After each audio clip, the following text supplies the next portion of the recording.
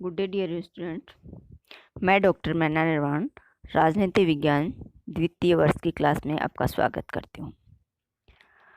हम चर्चा कर रहे हैं राज्यसभा की, और अब तक हमने राज्यसभा का गठन देखा। अब हम देखते हैं राज्यसभा की शक्तियाँ। राज्यसभा, जैसा कि हमने पहले बात की, द्वितीय और उच्च सदन माना जाता है। राज्यसभा की शक्तियों पर जब हम बात करें तो तुलनात्मक रूप से हम देखते हैं कि राज्यसभा की शक्तियां लोकसभा से कम है, क्योंकि संसदीय शासन व्यवस्था में लोक सदन उत्तरदायी सदन होता है या संसद लोक सदन के प्रति ही उत्तरदायी होता है। अतः राज्यसभा की शक्तियां अपेक्षाकृत कम होती है। राज्यसभा की शक्तियों को हम कई रूपों में देख सकते हैं। पहली है विधायी शक्तियां, जिसमें विधायी शक्तियों को हम दो भागों में बांट सकते हैं, साधारण विधेयक और वित्त विधेयक। साधारण विधेयक दोनों सदनों में से किसी भी सदन में पहले रखा जा सकता है, और साधारण विधेयक पर दोनों ही सदनों को समान अधिकार है। साधारण विधेयक के पारित होने के लिए दोनों सदनों की सहमति का होना आवश्यक है। अगर दोनों सदनों में मतभेद है और यह मतभेद 6 महीने से अधिक रहता है, तो राष्ट्रपति दोनों सदनों का संयुक्त अधिवेशन बुला सकता है, और इस संयुक्त अधिवेशन में पर्याप्त विचार विमर्श होने के बाद में निर्णय बहुमत के आधार पर लिया जाता है। तो साधारण विधेयक के संदर्भ में हम कह सकते हैं कि दोनों सदनों को वैसे तो समान अधिकार प्राप्त है, किंतु लोक सभा का बहुमत अधिक होने से वह थोड़ा भारी यहाँ राज्यसभा पर पड़ जाता है। दूसरा है वित्त विधेयक। वित्त विधेयक के मामले में लोकसभा को राज्यसभा की तुलना में प्राथमिकता और प्रधानता दी गई है। वित्त विधेयक सर्वप्रथम सिर्फ लोकसभा में ही प्रस्तुत किया जा सकता है। लोकसभा में प्रस्तुत होने के बाद में या लोकसभा में वित्त विधेयक पारित होने के बाद में इसे राज्यसभा में भेजा जाता है। राज्यसभा वित्त विधेयक पर या बजट पर अधिक से अधिक 14 दिन तक विचार विमर्श कर सकती है। इसके उपरांत राज्यसभा उस पर निर्णय ले अथवा ना ले, वित्त विधेयक और बजट उसी रूप में पारित समझा जाएगा जिस रूप में लोकसभा ने उसे पारित किया है। यहाँ राज्यसभा अपने सुझाव वित्त विधेयक पर दे सकती है। इन सुझावों को मानना या न मानना लोकसभा की इच्छा पर निर्भर करता है। लोकसभा को यह अधिकार है, या लोकसभा इस मामले में भी महत्वपूर्ण हो जाता है कि कोई विधेयक धन विधेयक है या नहीं, इसका निर्णय करने का अधिकार लोकसभा अध्यक्ष को दिया गया है। वित्तीय निर्णय लोकसभा के पास ही है, अतः लोकसभा एक शक्तिशाली सदन बन जाता है राज्यसभा की तुलना में। बजट को अस्वीकार करके लोकसभा सरकार को अपदस्थ भी कर सकता है, लेकिन राज्यसभा के पास में ऐसा कोई अधिकार नहीं है। संविधान संशोधन के संबंध में दोनों सदनों को समान शक्तियां प्राप्त है। संविधान संशोधन के संबंध में कोई भी संविधान संशोधन विधेयक तभी पारित समझा जाएगा जब दोनों सदनों की उस पर सहमति होगी, और संविधान संशोधन विधेयक दोनों सदनों में से किसी भी सदन में पहले प्रस्तुत किया जा सकता है, लेकिन जब तक दोनों सदन अपने कुल बहुमत और मतदान करने वाले सदस्यों के 2/3 बहुमत से उसे पारित नहीं कर देता, तब तक संविधान संशोधन विधेयक पारित नहीं समझा जाएगा। यहाँ यह विशेष ध्यान रखने योग्य बात है कि संविधान संशोधन विधेयक पर मतभेद होने पर संयुक्त अधिवेशन या संयुक्त बैठक का कोई प्रावधान भारतीय संविधान में नहीं किया गया है, जैसे कि साधारण विधेयक के संबंध में मतभेद होने पर किया गया है। अगर दोनों सदनों में संविधान संशोधन विधेयक के संबंध में मतभेद है तो ऐसा विधेयक स्वतः समाप्त हो जाता है। राज्यसभा को कार्यपालिका संबंधी भी कुछ अधिकार संविधान के द्वारा प्रदान किए गए हैं, किंतु यहाँ राज्यसभा की शक्ति या राज्यसभा की स्थिति कमजोर है, क्योंकि शासन का सामूहिक उत्तरदायित्व सिर्फ लोकसभा के प्रति होता है, राज्यसभा के प्रति नहीं।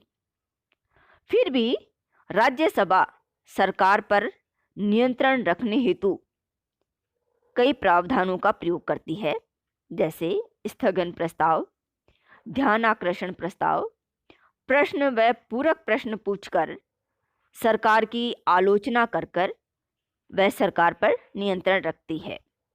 राज्यसभा आधे घंटे की बहस की विशेष मांग भी कर सकती है और इसके माध्यम से भी वह सरकार पर या कार्यपालिका पर नियंत्रण करती है।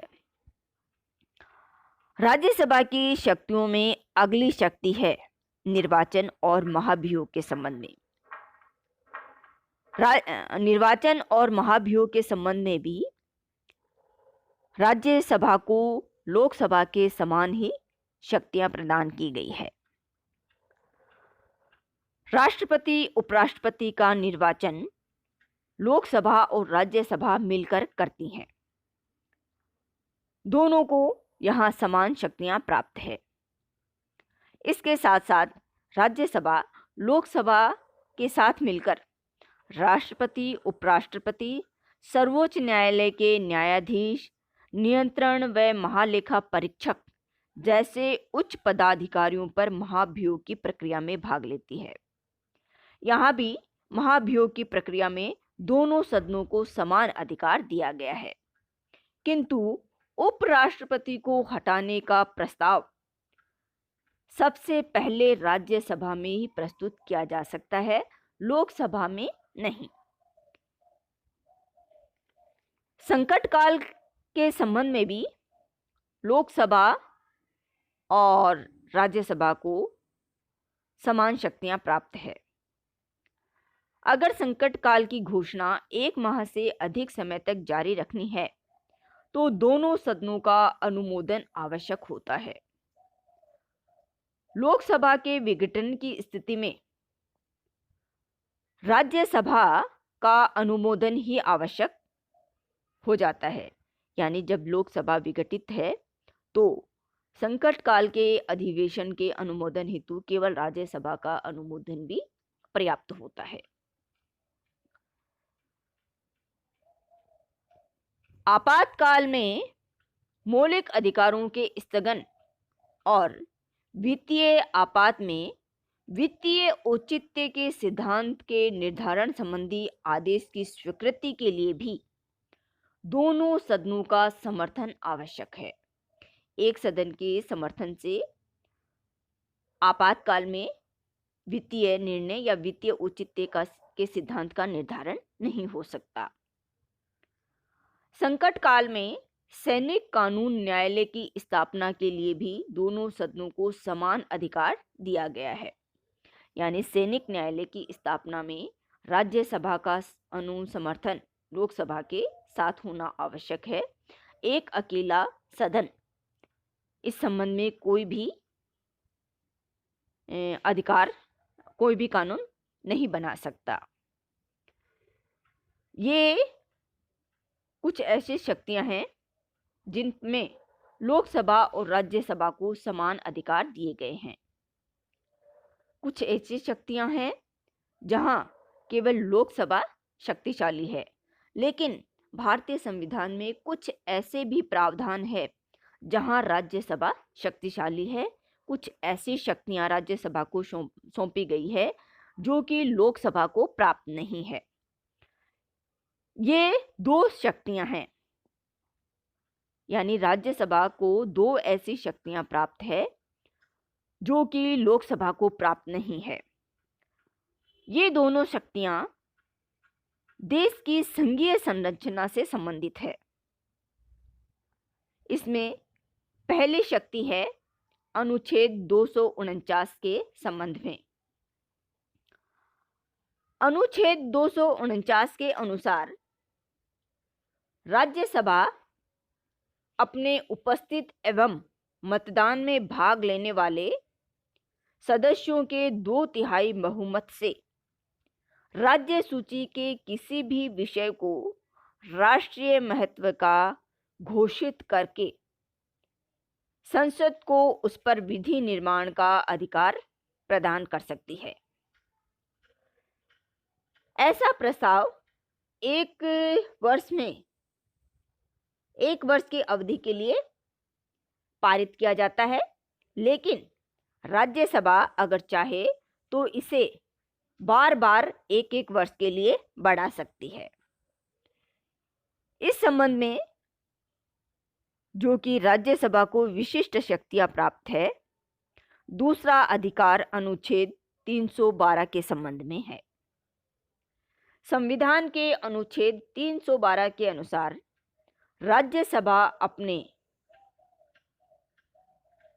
बहुमत से या राज्यसभा मतदान में भाग लेने वाले 2/3 बहुमत से या अपने कुल बहुमत से एक प्रस्ताव पास करके नवीन अखिल भारतीय सेवाओं की स्थापना करने के लिए संघ सरकार को अधिकार दे सकती है। राज्यसभा के ऐसे प्रस्ताव के बिना भारतीय संसद किसी भी नवीन अखिल भारतीय सेवा का निर्माण नहीं कर सकती। इस प्रकार राज्यसभा की शक्तियों का विवेचन करने से यह स्पष्ट होता है कि कुछ क्षेत्रों को छोड़कर सामान्यतः राज्यसभा की तुलना में लोकसभा को अधिक शक्तियां प्रदान की गई है और तुलनात्मक रूप से राज्यसभा एक कमजोर सदन है। विशेष रूप से वित्तीय मामलों में और शासन पर नियंत्रण रखने की दृष्टि से राज्यसभा लोकसभा के मुकाबले में सिर्फ एक शक्तिहीन सदन ही नहीं बल्कि एक प्रभावहीन सदन भी माना जाता है, और इसीलिए राज्यसभा को न केवल द्वितीय सदन बल्कि एक महत्वहीन सदन के रूप में भी देखा जाता है। हम भारतीय राज्यसभा की स्थिति की तुलना ब्रिटिश लॉर्ड सदन से कर सकते हैं। वास्तव में संविधान निर्माता राज्यसभा को लोकसभा के एक सहायक और सहयोगी सदन के रूप में निर्मित करना चाहते थे। वे ये कदापि नहीं चाहते थे कि लोकसभा के विरोधी और प्रतिद्वंदी सदन के रूप में राज्यसभा की स्थापना की जाए। इसलिए लोकसभा की तुलना में राज्यसभा एक निर्बल सदन होते हुए भी संविधान के संघात्मक स्वरूप के अनुकूल या संघात्मक ढांचे के अनुरूप एक महत्वपूर्ण सदन है। क्योंकि ये द्वितीय सदन है और वयोवृद्ध अनुभवी लोगों का सदन है, अतः इसके सुझाव और इसके परामर्श शासन व्यवस्था में महत्वपूर्ण भूमिका का निर्वहन करते हैं। राज्यसभा की शक्तियां हमारी पूरी हुई, राज्यसभा पूरा हुआ। नेक्स्ट वीडियो में हम लोकसभा पर चर्चा करेंगे। धन्यवाद।